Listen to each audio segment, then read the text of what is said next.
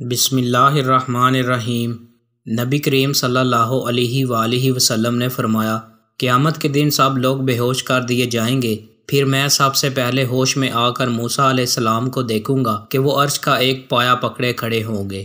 نبی کریم صلی اللہ علیہ وآلہ وسلم نے فرمایا، جو اللہ اور اس کے رسول پر ایمان لایا، نماز قائم کی، رمضان کے روزے رکھے تو اللہ پر حق ہے کہ اسے جنت میں داخل کرے، خواہ اس نے ہجرت کی ہو یا وہیں مقیم رہا ہو جہاں اس کی پیدائش ہوئی تھی۔ صحابہ نے کہا، یا رسول اللہ، کیا ہم اس کی اطلاع لوگوں کو نہ دے دیں؟ نبی کریم صلی اللہ علیہ وآلہ وسلم نے فرمایا کہ جنت میں 100 درجے ہیں جنہیں اللہ تعالیٰ نے اپنے راستے میں جہاد کرنے والوں کے لیے تیار کیا ہے۔ ہر 2 درجوں کے درمیان اتنا فاصلہ ہے جتنا آسمان و زمین کے درمیان ہے۔ پس جب تم اللہ سے سوال کرو تو فردوس کا سوال کرو، کیونکہ وہ درمیانہ درجے کی جنت ہے اور بلند ترین، اور اس کے اوپر رحمان کا عرش ہے اور اسی سے جنت کی نہریں نکلتی ہیں۔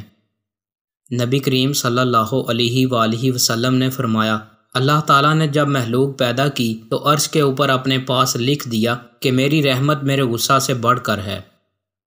دوستو، مزید اچھی ویڈیوز کے لیے چینل کو سبسکرائب لازمی کریں۔ بہت شکریہ۔